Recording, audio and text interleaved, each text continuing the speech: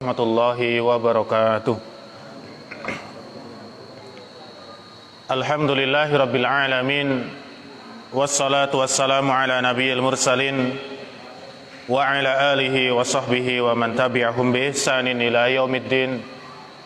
Asyhadu an la ilaha illallah wahdah la syarika la wa asyhadu anna Muhammadan abduhu wa rasuluh. Allahumma salli wa sallim wa barik ala sayyidina wa habibina Muhammad sallallahu alaihi wasallam wa ala alihi wa ashabihi wa man tabi'ahum bi ihsan. Jamaah salat maghrib yang insyaallah dimuliakan Allah Subhanahu wa taala. Pertama-tama marilah senantiasa kita panjatkan rasa puja dan puji syukur kita karena pada malam hari ini Allah Subhanahu wa taala masih memberikan kepada kita nikmat, di mana nikmat ini kita masih diberikan kesempatan untuk bisa bermajelis ilmu. Nikmat di mana kita masih diberikan oleh Allah Subhanahu wa taala untuk berkumpul bersama dengan orang-orang yang saleh. Dan ini merupakan salah satu cara untuk mengistiqomahkan diri kita di jalan Islam.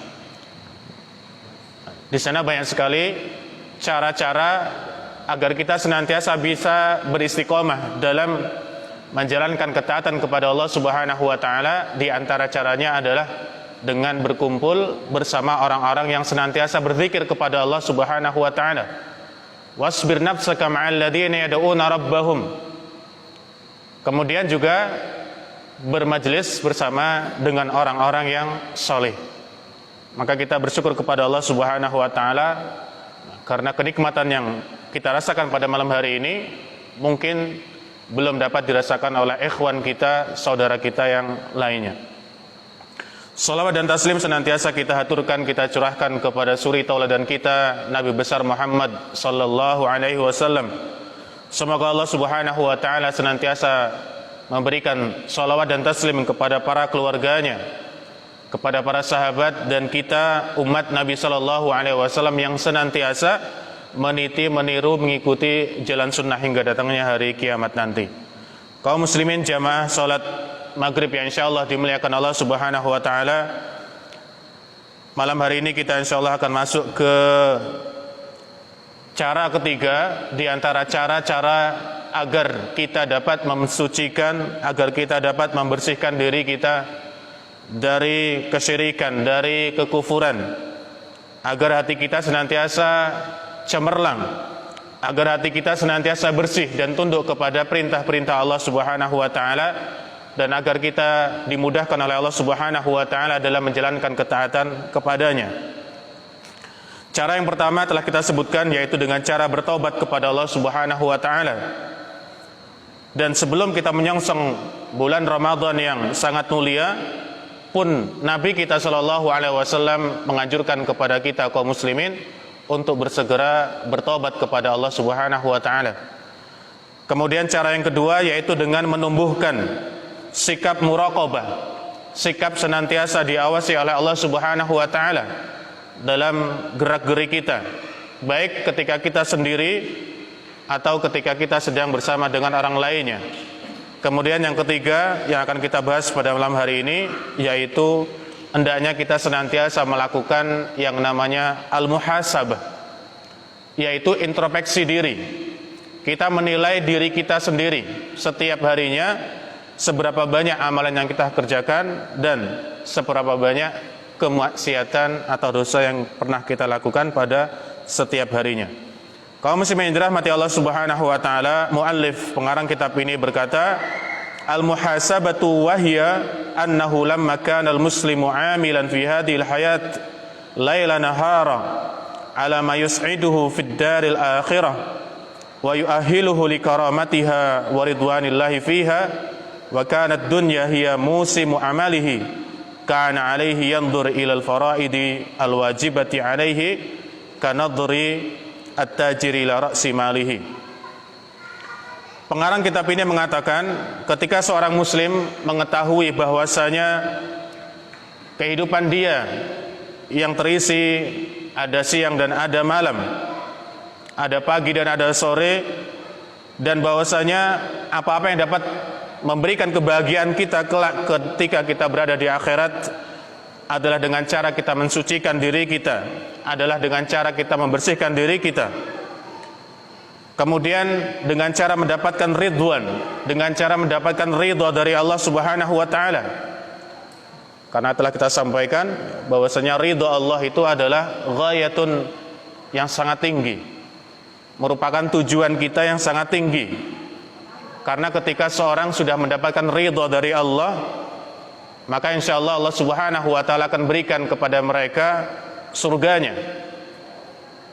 Makanya orang-orang yang hidup sezaman dengan Nabi sallallahu alaihi wasallam, yang mereka beriman kepada Nabi Muhammad sallallahu alaihi wasallam, kemudian meninggal dalam keadaan Islam, radhiyallahu anhum wa radu'an. Allah Subhanahu wa taala katakan Allah ridha kepada mereka, pun ridha mereka kepada Allah Subhanahu wa taala. Maka ketika orang sudah mendapatkan ridha dari Allah, balasannya adalah surga. Nah, kita sebagai seorang muslim saat ini tugas kita adalah bagaimana cara agar kita dapat menggapai ridha dari Allah Subhanahu wa taala. Bagaimana cara agar kita mendapatkan mahabbah, kasih sayang dari Allah Subhanahu wa taala. Karena kalau sudah mendapatkan ridha dari Allah, mahabbah, kasih sayang dari Allah, Allah akan berikan kepada kita apa yang kita mau. Dan disebutkan di sini bahwasanya dunia yang saat ini kita tengah hidup di dalamnya adalah musimu amal, adalah tempat kita beramal, tempat kita memperbanyak amal. Karena nanti setelah kita berada di akhirat tidak ada lagi kehidupan yang akan kita nantikan. Karena akhirat adalah nihayah, terakhir dari perjalanan hidup kita. Apakah kita nanti akan dimasukkan oleh Allah Subhanahu wa taala di surganya, atau Allah Subhanahu wa taala akan campakkan kita ke dalam nerakanya. Makanya dikatakan dalam tulisan ini, ketika kita sadar bahwasanya dunia adalah tempat untuk kita beramal, sadar bahwasanya dunia adalah tempat untuk kita bercocok tanam, agar kelak ketika kita memanen dengan panenan yang sangat bagus, agar kelak ketika Allah Subhanahu wa taala perhitungkan amalan kita, kita dapat melihat bahwasanya amal yang kita kerjakan tidaklah sia-sia. Maka di antara bentuk muhasabahnya adalah seorang hendaknya melihat kepada faraid, hendaknya melihat kepada kewajiban-kewajiban yang telah Allah Subhanahu wa taala tetapkan kepada dia. Contohnya seperti kewajiban sholat. Sholat itu kan termasuk rukun Islam. Kemudian ada lagi di antara rukun Islam yang lainnya puasa Ramadan, ya insyaallah dalam waktu 4 hari lagi kita insyaallah akan bertemu dengan bulan Ramadan. Kemudian ada kewajiban yang lainnya, yaitu kewajiban menunaikan zakat. Dan yang terakhir adalah kewajiban di mana Allah Subhanahu wa taala wajibkan kepada kita bagi yang mampu untuk menunaikan ibadah haji. Nah, seorang muslim hendaknya melihat kewajiban-kewajiban yang Allah Subhanahu wa taala bebankan kepada dia, layaknya seorang pedagang yang melihat kepada ketika seorang ingin melakukan suatu perdagangan, maka dia akan melihat Ra'sul mal. Dia akan melihat berapa yang dibutuhkan untuk membuka suatu usaha. Dia akan melihat berapa kira-kira yang dapat saya gunakan ketika saya ingin membuka suatu usaha. Misalnya seorang ingin membuka suatu usahanya misalnya membuka warung penyet dengan jumlah fulus, dengan jumlah duit kurang lebih misalnya 10 juta. Dia melihat modalnya, dia memiliki modal 10 juta. Nah, kemudian apa dengan 10 juta ini? Kemudian ketika dia telah mengeluarkan modal 10 juta, selang 1 bulan ternyata dari 10 juta ini tidak menghasilkan sedikit pun keuntungan, bahkan dia rugi. Belum membayar tempat sewa, belum membayar karyawan dan lain sebagainya. Intinya dalam berdagang ternyata dia mengalami kerugian. Maka pengarang kitab ini mengatakan hendaknya seorang muslim melihat kewajiban-kewajiban yang Allah Subhanahu wa taala bebankan kepada dia, sebagaimana dia melihat modal saat dia ingin berusaha. Ketika orang melihat usahanya bangkrut, maka dia akan berusaha sekuat tenaga agar usaha yang dia kerjakan kembali berkembang, kembali menghasilkan uang yang banyak. Begitu pula ketika kita sadar bahwasanya kewajiban-kewajiban yang Allah Subhanahu wa taala bebankan kepada kita mengalami banyak kekurangan. Mungkin yang sholat 5 waktunya belum sempurna, maka dia akan berusaha sekuat tenaga bagaimana agar sholat 5 waktu ini dapat dikerjakan sebaik mungkin. Terlebih kalau laki-laki, maka ada kewajiban tambahan, hendaknya dikerjakan sholat 5 waktu tadi di masjid. Terlebih kalau ternyata sholatnya tidak hanya ditinggalkan 1 rakaat atau 2 rakaat atau bahkan 1 kali waktu, tetapi dia meninggalkan 2 atau 3 atau bahkan semua dari kewajiban sholat, maka hendaknya dia segera sadar dan segera bangkit. Layaknya seorang yang bangkrut ketika dia menanamkan suatu modal di usahanya. Dia tidak mau terpuruk untuk yang kedua kalinya. Dia akan berusaha agar bagaimana dagangan yang dia jual dapat menghasilkan uang yang banyak. Wa kanatid dunya, kemudian wa yanzuru ila nawafil, dan hendaknya seorang muslim melihat kepada amalan-amalan sunnahnya. Seperti kalau sholat itu ada sholat ba'diyah, ada sholat qobliyah. Kalau puasa ya ada puasa Senin Kamis, ada puasa Daud, ada setiap bulannya saum ayamul bid.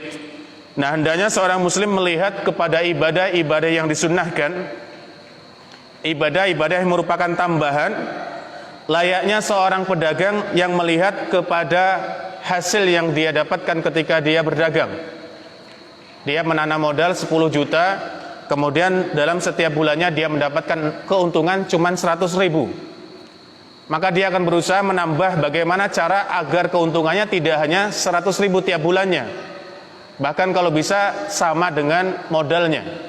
Maka dia akan berusaha sekuat tenaga untuk dapat menambahkan keuntungan lebih banyak lagi.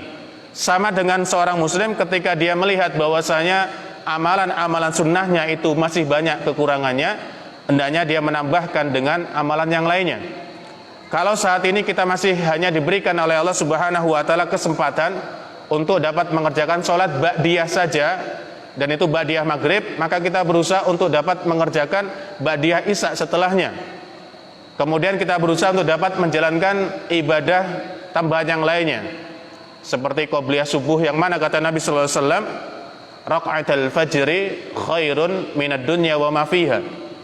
2 rakaat yang kita kerjakan sebelum kita sholat subuh, kata Nabi, lebih baik daripada dunia dan seisinya. Ini adalah bentuk nawafil, bentuk sholat sunnah sebagai tambahan atas sholat-sholat fardu yang kita kerjakan. Maka kalau orang sudah sholat nafilahnya tidak ada, kemudian sholat wajibnya sering tertinggal atau mungkin tidak dikerjakan secara berjamaah, artinya dia mengalami kerugian yang sangat fatal. Dan seorang muslim hendaknya tidak senantiasa terpuruk.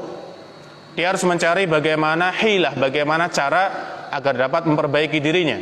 Maka di antara cara memperbaiki diri adalah dengan cara bermuhasabah, dengan cara kita introspeksi diri, apakah hari ini sudah bisa lebih baik daripada yang sebelumnya atau tidak. Saat ini kita akan memasuki bulan Ramadan, maka bolehlah kita berintrospeksi diri. Contohnya seperti introspeksi berkaitan dengan amalan yang sangat agung, yaitu membaca Al-Quran ketika Ramadan. Kita lihat kira-kira Ramadan tahun lalu berapa juz yang dapat kita baca, atau kalau kita diberikan kekuatan untuk dapat menghatamkan, berapa kali kita khatam. Maka dari sekarang kita sudah planningkan kira-kira Ramadan ini nanti berapa juz yang harus saya baca, atau minimal 1 hari berapa lembar yang harus saya baca, atau kalau targetnya adalah juz atau khatam berapa kali, maka berapa kali khatam. Ini diantara bentuk muhasabah. Yang namanya muhasabah itu adalah introspeksi diri agar hari yang esok itu lebih baik daripada yang sebelumnya. Kaum muslimin dirahmati Allah Subhanahu wa taala, thumma yakhlu bi nafsihi sa'atan min akhiri kulli yaumin yuhasabu fiha nafsahu ala amali yaumihi. Maka seseorang ketika dia sadar ada kekurangan, hendaknya dia berdiam diri beberapa saat sebelum dia tidur. Jadi di antara bentuk muhasabah yang paling baik adalah muhasabah sebelum kita tidur. Karena nanti kita akan tidur, kemudian kita akan bangun. Nah, di sini dikatakan hendaknya dia berdiam diri beberapa saat di akhir malamnya ketika dia sebelum tidur, yuhasabu fiha nafsahu, dia hisab, dia hitung, dia introspeksi diri, apakah hari ini lebih banyak amalan kebaikannya atau ternyata amalan kebaikannya dikalahkan oleh amalan keburukannya. Fa in ra'a naqsan, apabila dia melihat dalam setiap harinya kekurangan fil faraid. Pertama berkaitan dengan hal-hal yang bersifat kewajiban.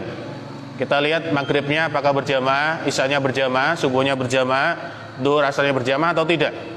Kalau ternyata ada yang tidak berjamaah, kita conteng. Ternyata ada satu kewajiban yang terlalaikan. Setelah itu apa? Fa in ra'a naqsan fil faraid la maha wa wabbakha.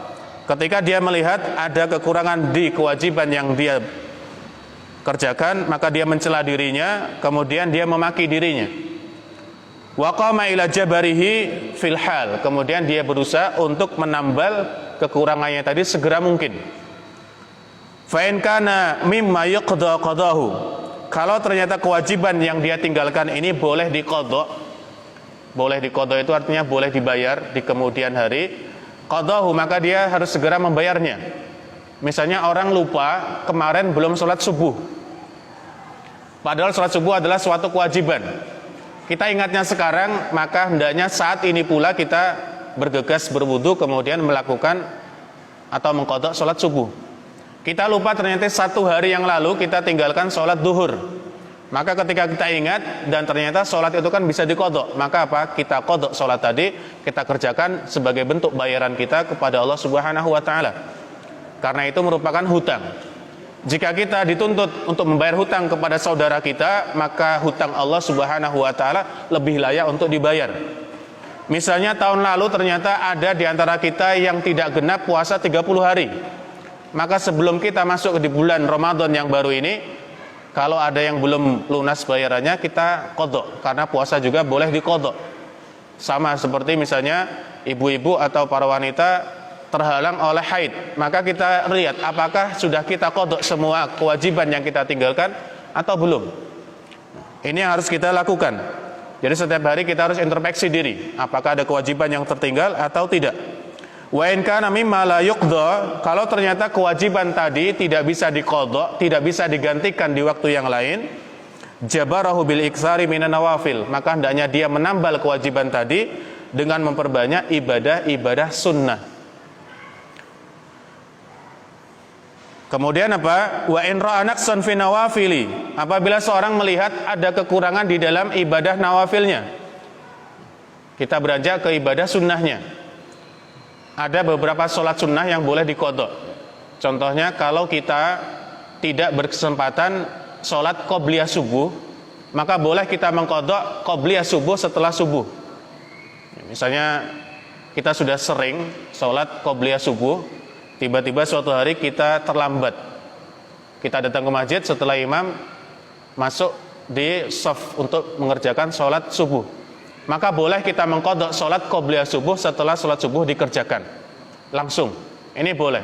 Atau orang yang terbiasa sholat witir, kemudian lupa sholat witir, boleh mengqadhanya di pagi hari, tetapi dengan jumlah yang genap. Ini diantara bentuk bagaimana cara kita menambal kekurangan dalam sholat nafilah kita. Rasul Nabi SAW pernah mengqadha sholat qobliyah duhurnya setelah duhur. Jadi Nabi suatu hari pernah disibukkan oleh suatu hal, kemudian beliau tidak dapat mengerjakan sholat qobliyah duhur. Kemudian apa? Beliau mengqadha sholat qobliyah duhur setelah duhur. Nah, kita lihat apakah sholat nafilah yang kita tinggalkan adalah ibadah-ibadah yang dapat diqadha atau tidak. Kalau ternyata ada sholat nafilah, ada ibadah nafilah, ibadah sunnah yang bisa diqadha, maka kita qadha ibadah tadi dengan semaksimal mungkin. Meskipun ini sunnah, tetapi ketika sudah menjadi suatu rutinitas bagi kita, suatu hal yang tidak bisa kita tinggalkan, boleh diqadha. Tetapi kalau orang jarang sholat qobliyah subuh, maka lebih baik tidak mengqadhanya, karena dia memang jarang. Yang diperbolehkan adalah seorang yang ketika sudah melazimi tiap hari sholat qobliyah subuh, tiap hari sholat qobliyah subuh, suatu hari kalau tertinggal, maka diantara kemudahan bagi kita kita boleh mengqadanya usai sholat subuh langsung. Sebagian yang lainnya mengatakan lebih baik mengqadanya nanti setelah terbitnya matahari sekitar jam 6. Karena mengapa sholat setelah subuh adalah waktu dilarang. Tetapi selain ulama yang lainnya mengatakan boleh ketika itu sudah menjadi rutinitas. Maka di kita diberikan ikhtiar, kita diberikan pilihan apakah kita mengqadanya atau tidak, kemudian apakah kita mengerjakan setelah subuh langsung atau menunggu nanti setelah fajar sudah mulai nampak. Kaum muslimin yang dirahmati Allah Subhanahu wa taala, ini adalah bentuk kemurahan Allah Subhanahu wa taala yang diberikan kepada umat Nabi Muhammad sallallahu alaihi wasallam. Kemudian disebutkan wa in ra'a khasaratan, ketika seorang melihat ada kerugian di dalam dirinya, birtika bil manhiyi, dengan cara dia melakukan suatu dosa, misalnya dia luput, dia lupa, kemudian dia melakukan suatu kemaksiatan, suatu dosa, maka apa perintahnya? Istighfar, maka hendaknya dia segera beristighfar kalau dosa yang dilakukan adalah dosa kecil. Karena dosa kecil cukup dengan istighfar. Kalau dosa besar maka harus dengan bertaubat. Wa nadama, kemudian dia menyesali perbuatan yang dia lakukan. Ya Allah, mengapa saya pada pagi hari ini, pada siang hari ini melakukan suatu dosa. Kemudian dia beristighfar. Kemudian dia menyesali, kemudian apa? Wa anaba. Kemudian dia bertobat kepada Allah Subhanahu wa taala, kembali kepada Allah Subhanahu wa taala, wa amila minal khairi, kemudian dia berusaha beramal kebaikan. Mungkin dengan cara bersedekah, mungkin dengan cara berinfak atau lain sebagainya. Ini diantara bentuk cara mengikop diri. Ini diantara bentuk cara menghukum diri kita ketika kita meninggalkan suatu kewajiban, ketika kita melakukan kemaksiatan. Maka nanti akan kita bacakan bagaimana sirah, bagaimana perjalanan para salafun saleh ketika mereka melakukan suatu kesalahan atau kekurangan. Ada diantara mereka ketika dia melakukan suatu kemaksiatan, mereka berjanji berpuasa 1 bulan penuh. Ada yang sampai menginfakkan ladangnya ketika ladangnya menyebabkan dia terlambat untuk melaksanakan kewajiban sholat dan lain sebagainya. Kaum muslimin dirahmati Allah Subhanahu wa taala, hadza huwal murad minal muhasabah lin nafsi. Inilah yang dimaksud dengan bermuhasabah diri. Inilah yang dimaksud dengan introspeksi diri. Muhasabah itu kan berasal dari bahasa Arab hasaba yuhasabu, artinya menghitung. Jadi kita hitung apakah hari ini amalan baiknya lebih banyak atau lebih sedikit. Jadi dihitung. Bukan matematika, tetapi kita berhitung tentang amalan yang kita kerjakan, apakah lebih banyak dosanya atau lebih banyak amal kebaikannya. Wahya ihdatu ruki islahiha, dan termaksud, dan muhasabah ini termasuk salah satu cara untuk dapat mensucikan diri kita, memperbaiki diri kita untuk menjadi pribadi yang lebih baik dan taat kepada Allah Subhanahu wa taala. Kaum muslimin yang dirahmati Allah Subhanahu wa taala, pengarang kitab ini menyebutkan salah satu ayat dari Al-Qur'anul Karim di dalam surat Al-Hasyr, ayat yang ke-18, di mana Allah Subhanahu wa taala berfirman, "Ya ayyuhalladzina amanu taqullah."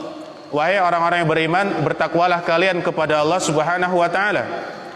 "Wal tandur nafsum ma qaddamat lighad." Dan hendaknya setiap diri, setiap kita melihat apa yang akan kita lakukan di esok harinya.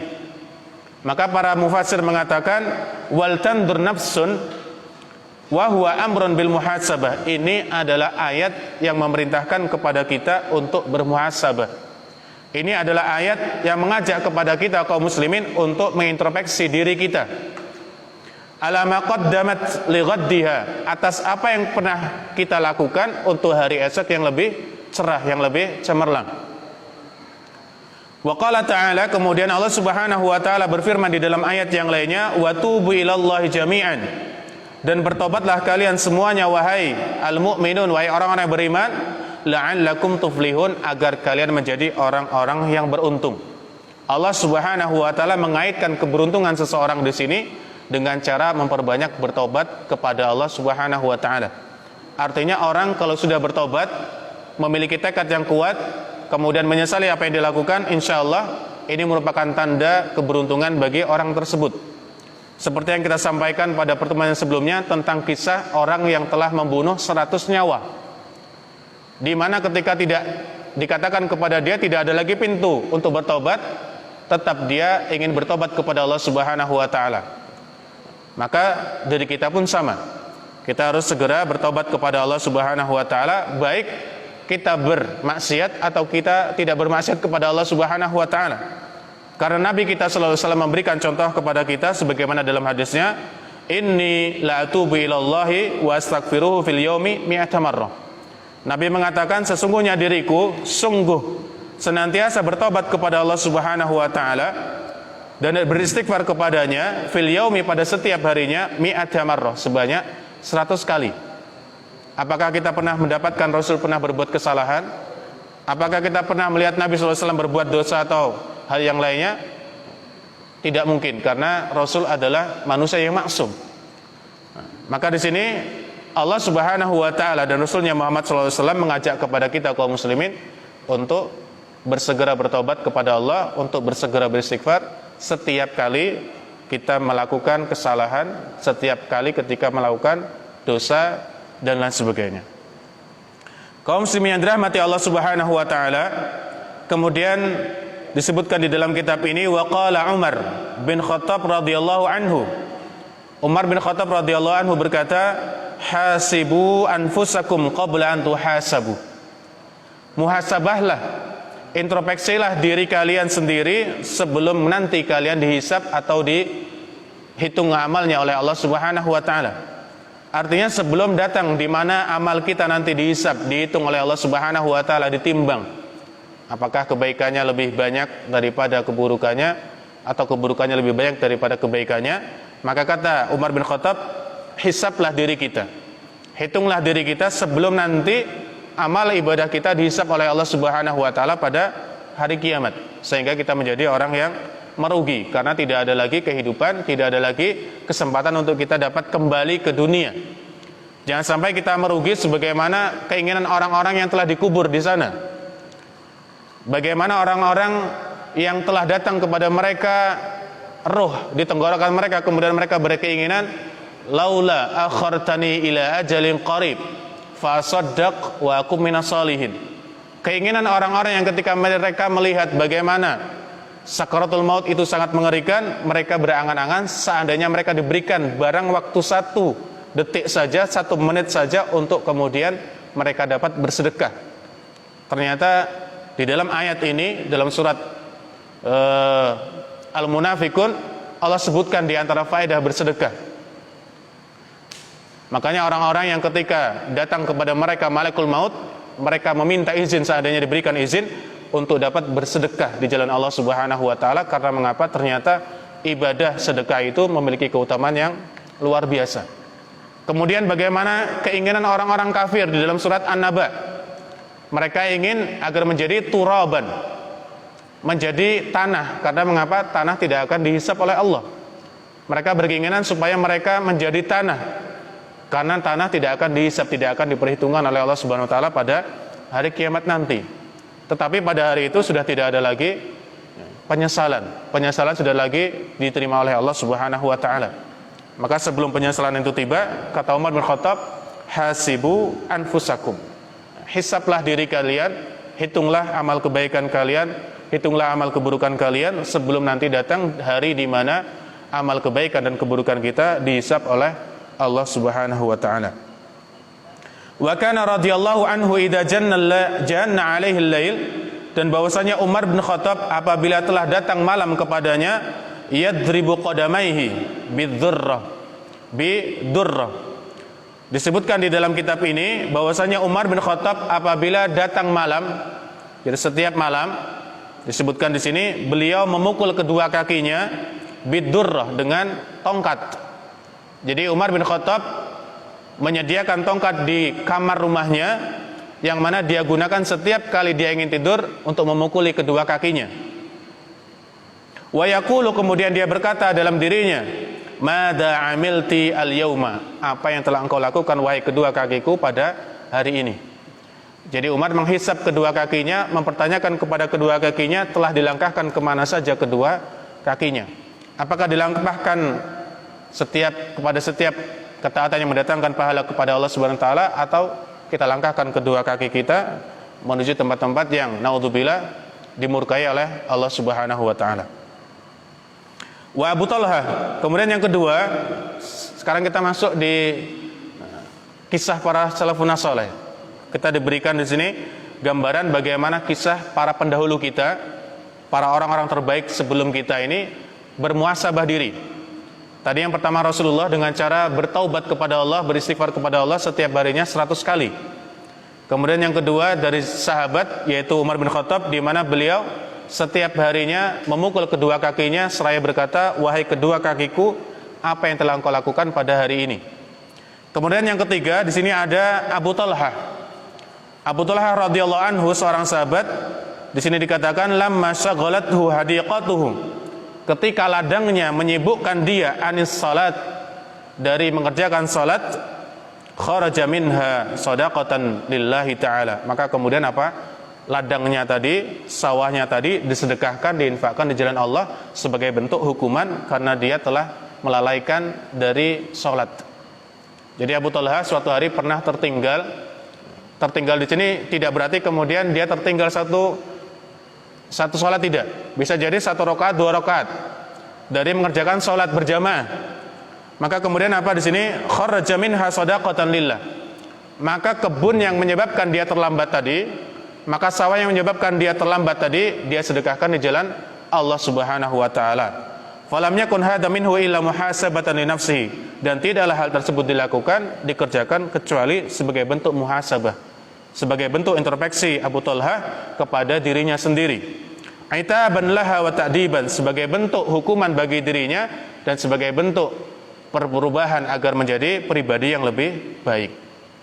Kemudian contoh yang keempat di sini dikatakan wa hukiya, dan dikisahkan dari Al-Ahnaf, dari Al-Ahnaf bin Qais, annahu kana yaji'u ilal misbah, bahwasanya pada setiap malam dia akan datang ke lampu. Jadi dia menyediakan lampu di suatu meja. Kemudian setiap malam dia mendatangi lampu ini atau lilin ini. Kemudian apa yang dilakukan? Fayadau usbu'aihi, kemudian diletakkan seluruh jari jemari tangannya fihi, di dekat lampu ini. Misalnya kita nyalakan lampu atau nyalakan lilin. Kemudian apa? Kita dekatkan kedua tangan kita ini, jari-jari kita. Kemudian apa? Hatta yahissa bin nar, sampai dia merasakan bagaimana panasnya api tersebut. Jadi mungkin dia menyalakan 2 atau 3 lilin, kemudian dia dekatkan kedua jari jemarinya, maka ketika dia telah merasakan panas dari sengatan lilin atau lampu ini, apa yang dilakukan? Dia berkata kepada dirinya sendiri, "Ya Hunayf, wahai Hunayf, ma hamalaka ala ma sana'ta al-yawma kadza." Apa yang membawamu untuk dapat melakukan kemaksiatan seperti ini atau amalan seperti ini? Jadi dia menghisap dirinya, dia mengintrospeksi dirinya setiap malam dengan cara meletakkan sebuah lilin, sebuah lampu, kemudian dia letakkan kedua tangannya untuk dapat merasakan bagaimana rasa panasnya api yang ditimbulkan dari lilin atau lampu tersebut. Ma hamalaka ala ma sana'ta yauma kada. Kemudian senantiasa diulangi, wahai kedua tanganku, apa yang membawamu untuk melakukan kemaksiatan ini, kemudian perbuatan ini, sampai kemudian ternyata ibadah dia lebih sedikit daripada kemaksiatannya. Maka dia introspeksinya seperti itu. Kemudian yang kelima di sini dikatakan wa marra ba'duhum bi ghurfatin faqala. Disebutkan suatu hari ada seorang alim melewati suatu kamar. Dia jalan, kemudian apa? Dia melewati sebuah kamar, sebuah ruangan atau sebuah rumah. Faqala, kemudian dia berkata, "Mata buniyat hadil ghurfah?" Kapan ya bangunan ini dibangun? Dia lewat misalnya pada suatu tempat yang jarang dia lewati. Tiba-tiba ketika dia lewat ternyata sudah ada bangunan tinggi. Kemudian dia berkata dalam dirinya, "Kapan ya bangunan ini dibangun?" Dengan ucapan seperti itu saja, orang ini mengatakan tsumma aqbala ala nafsi faqala. Kemudian dia berkata kepada dirinya, "Tas'alina amma la yu'nika?" Wahai diriku, mengapa engkau menanyakan kepada diriku sendiri kepada sesuatu yang tidak bermanfaat bagi dirimu? Jadi dia mengatakan, mengapa engkau bertanya pada dirimu sendiri tentang sesuatu hal yang tidak dapat mendatangkan kebaikan padamu? Ngapain mengurusi kapan bangunan ini dibangun, ya, kapan pohon ini ditanam dan sebagainya, ketimbang mengurusi apakah ibadah saat ini sudah dikerjakan semaksimal mungkin atau tidak. lau aqibannaki, sungguh saya akan memberikan hukuman kepada dirimu sendiri bisaumin sanatin, dengan berpuasa selama 1 tahun. Fasamaha, kemudian apa? Di antara bentuk nadar dia, di antara bentuk azam dia, maka dia berpuasa selama 1 tahun penuh. Ini di antara bentuk muhasabah orang pendahulu kita, orang-orang terbaik sebelum kita, yaitu generasi salafun saleh. Yang kata Nabi SAW, khairul quruni qarni, sebaik-baik masa, sebaik-baik zaman, sebaik-baik periode adalah periodeku, yaitu periode di mana Nabi SAW masih hidup bersama dengan para sahabat. Tsummal ladzina yalunahum, kemudian generasi setelah Nabi Muhammad dan para sahabat, yaitu generasinya para tabi'in. Kemudian tsummal ladzina yalunahum, kemudian generasi setelahnya, yaitu generasi para tabi'u at-tabi'in. Contoh-contoh yang kita bacakan tadi adalah contoh dari para generasi terbaik sebelum kita, baik dari kalangan para sahabat, kemudian dari kalangan para tabi'in, dan diikuti setelahnya kalangan para tabi'ut tabi'in. Wa ruwiya anna ahad salihin, dan diriwayatkan bahwasanya ada salah seorang salih kana yantaliqu ala ar-ramda, bahwasanya suatu hari dia pernah pergi ke padang pasir. Pernah pergi ke padang pasir di siang hari. Fatamarraghu fiha, kemudian dia bolak-balik, kemudian dia lepaskan bajunya, kemudian dia apa? Bolak-balik. Dia putarkan badan dia di tengah padang pasir yang sangat panas. Pasir di padang pasir, kemudian misalnya derajatnya itu sampai 50 derajat. Kemudian dia pada suatu hari, pada siang hari dia pergi ke sana, kemudian dia lepas bajunya, kemudian dia gulung-gulungan di sana. Dengan apa? Dengan keinginan supaya badan dia ini dapat merasakan bagaimana panasnya terik matahari.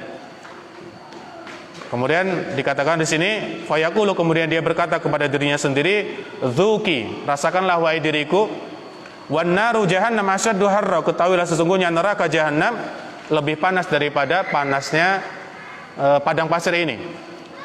Jadi ketika dia berguling-guling, kemudian dia berkata kepada dirinya, wahai diriku, rasakanlah panasnya pasir ini.